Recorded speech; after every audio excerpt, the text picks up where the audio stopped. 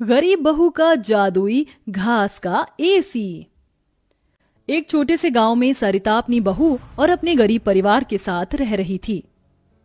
बेटा, आज हमें ये रात को सारा काम खत्म करना होगा, कल ये सारा ऑर्डर का सामान जाएगा।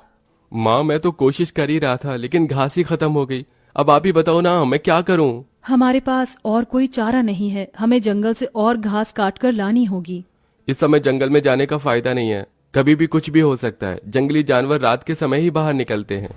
अजय बिल्कुल सही कह रहा है बहू। अरे माँ जी, हम दो लोग अगर जाएंगे तो कोई जानवर पास नहीं आएगा, और फिर इतनी जल्दी कोई जानवर हमला नहीं करता। हमें ये ऑर्डर कल देना है, आप ये भी तो सोचिए। लेकिन बहू। माँ जी, आप चिंता मत कीजिए, कुछ नहीं होगा। बस आप बच्चों के पास ही रहना और उनका ख्याल रखना। अगर ये ऑर्डर नहीं गया तो बच्चों के लिए हम गर्मी से बचने के लिए कूलर भी नहीं खरीद पाएंगे। सरिता की बहू भाविका और उसका बेटा, वो तीनों घास से पंखे कूलर बनाने का काम किया करते थे, इसलिए उन्हें घास की जरूरत पड़ती थी। वह आधी रात के समय जंगल में जाते हैं। भाविका, जरा से भी हलचल हुई तो मुझे बता देना, कभी भी कुछ भी हो सकता है। ठीक है जी, मैं आपको बता दूंगी। अजय और भाविका दोनों ही जंगल में घास काट रहे होते हैं, तब उन्हें झाड़ियों से आवाज आने लगती है। क्या तुमने भी वहां से कोई आवाज सुनी है? हाँ जी, मैंने भी सुनी है। मैंने तुम्हें कहा था ना, इस समय आना ठीक नहीं है। चलो देखते हैं उधर क्या है। भाविका और अजय झाड़ियों के पास जैसे ही जाते हैं, उन झाड़ियों के पीछे से एक आदमखोर भेड़िया निकलता है। भाविका, भागो यहाँ से, यहाँ पर तो बहुत खतरनाक भेड़िया है। अजय और भाविका दोनों अपनी जान बचाकर भागने लगते हैं। अजय, अब हम लोग क्या करें? कहीं भेड़िए ने हमें खा लिया तो? रुकना मत, बस भागती जाओ। भागते भागते वो दोनों जंगल से किसी तरह बाहर निकल आते हैं और भेड़िया उनका पीछा छोड़ देता है। जान बची तो लाखों पाए, लौट के बुद्धू घर को आए। रास्ते में चलते हुए आधी रात के समय उन्हें गांव के एक कूड़े के ढेर के पास एसी पड़ा हुआ नजर आता है। अरे देखो जी, यहाँ पर एसी पड़ा है। अरे पता नहीं किसका होगा, चलो यहाँ से चलते हैं। मुझे लगता है किसी ने ऐसे ही डाल दिया होगा। मैं तो कहती हूँ इसे लेकर चलते हैं। भाविका अजय को एसी ले जाने के लिए मना लेती है, जिसके बाद वो दोनों उस एसी को घर ले आते हैं। तुम दोनों तो घास लेने गए थे, ये क्या लेकर आ गए हो? ये हमें रास्ते में पड़ा मिला। जब हम कूलर पंखे बना लेते हैं तो एसी भी बना सकते हैं। इस खराब एसी को छोड़ो और ये बताओ, क्या तुम घास लेकर आई हो? सरिता के ये बोलने के बाद जंगल की दुर्घटना के बारे में दोनों बताते हैं, जिसे सुनकर सरिता हैरान रह जाती है। अच्छा, इसका मतलब बहुत बड़ी मुसीबत से बचकर आए हो तुम दोनों, और साथ में ये कचरा उठाकर ले आए। वह तीनों बहुत ज्यादा परेशान हो जाते हैं। कल का ऑर्डर पूरा करने के बाद उन्हें कुछ पैसे मिल जाते, लेकिन घास न होने की वजह से उनका ऑर्डर पूरा नहीं हो पाता और वह ऑर्डर कैंसिल हो जाता है। अगले दिन उनके टूटे फूटे घर के अंदर धूप की किरणें आने लगती हैं, जिससे बहुत ज्यादा गर्मी हो जाती है।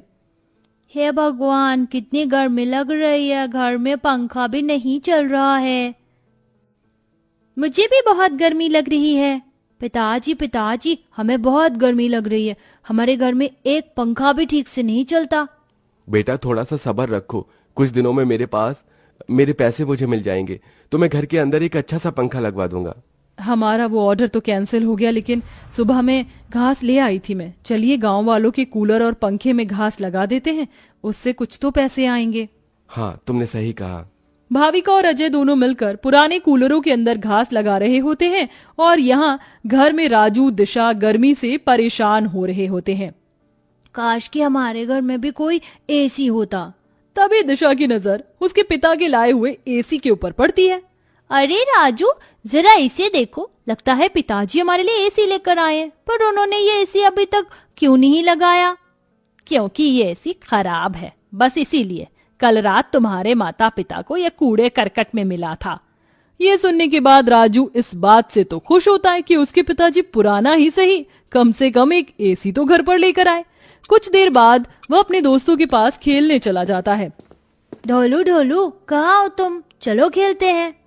आज मैं नहीं आ सकता, बहुत गर्मी है, और इतनी गर्मी में मेरा मन नहीं कर रहा है आने का, क्योंकि मेरे घर के अंदर एसी लगा हुआ है। मैं उसकी ठंडी हवा में ही बैठना चाहता हूँ। क्या कहा? तुम्हारे घर के अंदर भी एसी है? हाँ, और हमारा एसी बहुत अच्छा चलता है, बहुत ठंडा कर देता है घर को। राजू यह सुनकर बहुत खुश होता है। वह वापस अपने घर पर आता है और अपने पिता से कहता है, पिताजी पिताजी मेरे लिए एसी ठीक कर दीजिए, बहुत गर्मी होती है घर के अंदर, मेरे सभी दोस्तों के पास एसी है। राजू बेटा, मैं एसी ठीक करने वाला नहीं हूँ। कहीं मुझसे एसी खराब हो गया तो ज्यादा पैसे चले जाएंगे उसे ठीक करवाने में। अरे पिताजी आप तो एक्सपर्ट हो, आपको तो सब कुछ आता है, आप एसी को भी ठीक कर दोगे मुझे पता है। राजू के कहने पर अजय एसी को ठीक करने की कोशिश करता है। अजय को लगता है कि उसके ठीक करने पर एसी ठीक हो गया होगा, लेकिन एसी ऑन होते ही उसके अंदर से धुआं निकलने लगता है। ये क्या हो गया, लगता है ये एसी खराब है, फेंक दो इस एसी को। राजू गुस्से में ऐसा कहकर चला जाता है, जिसके बाद उसे इस तरह देखने से उसके दोनों माता पिता परेशान हो जाते हैं। हमें हमारे बेटे के लिए एक एसी तो बनाना चाहिए। भाविका और अजय दोनों अब सारे काम छोड़कर उस एसी को ठीक करने में ही लग जाते हैं। वह उसकी ठंडी हवा खाने के लिए उसके चारों तरफ हरी घास लगा देते हैं, जिससे कि उस एसी की हवा और भी ज्यादा ठंडी हो जाए। चलो अब एसी तैयार है, इसे चलाकर देखते हैं। भाविका जैसे ही घास का एसी चलाती है, अचानक से उस एसी के आंख नाक मुंह बन जाते हैं। क्या बात है, तुमने तो मुझे बिल्कुल नए जैसा बना दिया है, लेकिन समझ नहीं आ रहा कि तुमने मेरे ऊपर ये घास क्यों लगाई है। एसी को बात करते हुए देख वो सभी डर जाते हैं। अरे हाँ सॉरी, मुझे माफ करना, मैं अपने आप को इंट्रोड्यूस करना भूल गया।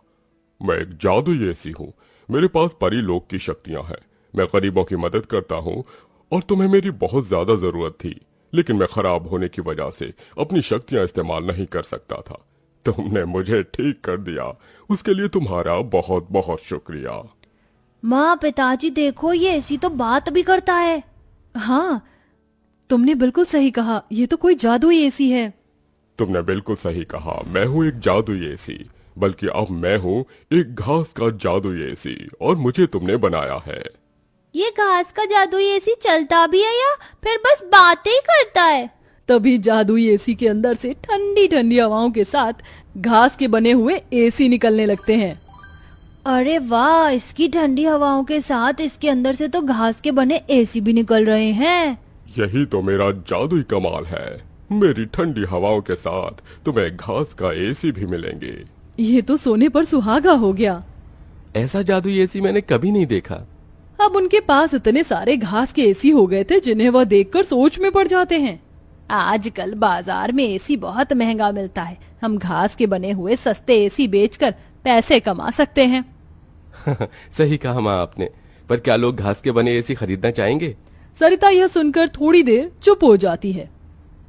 हमें पहले एसी बेचकर देखना चाहिए। इस तरह भाविका और अजय दोनों मिलकर बाजार में घास के बने एसी बेचने के लिए चले जाते हैं, जहां घास के बने एसी देखकर सभी लोग हैरान रह जाते हैं। एसी तो बहुत देखे, लेकिन ऐसा एसी नहीं देखा, ये तो बहुत अलग है। घास से बने एसी मैं भी खरीदना चाहूंगी। कितने का है एक? ज्यादा नहीं, मात्र 1000 रुपए का है। आजकल एसी 30-40 हजार तक मिलते हैं और तुम इतने सस्ते में बिल्कुल कौड़ियों के भाव बेच रहे हो। चलो मुझे एक दे दो। कोमोलिका के खरीदने के बाद वहां और भी लोग उन दोनों से एसी खरीदते हैं। इसी के चलते उनकी अच्छी खासी बिक्री हो जाती है और सारे एसी बिक जाते हैं। आज का ये आखिरी एसी बचा है, इसे मैं अपने घर में लगाऊंगा। अजय घास का एक एसी अपने घर में भी लगा देता है और घास के जादुई एसी का इस्तेमाल वो बस तभी करता है जब उसे एसी बेचने के लिए पैसे चाहिए होते हैं। जादुई घास के एसी, अपनी ठंडी ठंडी हवाएं दो, जिससे मुझे तुम्हारे जादुई घास के एसी मिले। अजय के इतना बोलते ही जादुई घास के एसी के अंदर से ठंडी ठंडी हवाओं के साथ घास के बने एसी निकल आते हैं। इस तरह धीरे धीरे अजय अपना घास के बने एसी का बहुत बड़ा बिजनेस खोल लेता है और धीरे धीरे उसकी सारी परेशानियां खत्म हो जाती हैं। अब वह गरीब परिवार खुशी खुशी रहने लगता है।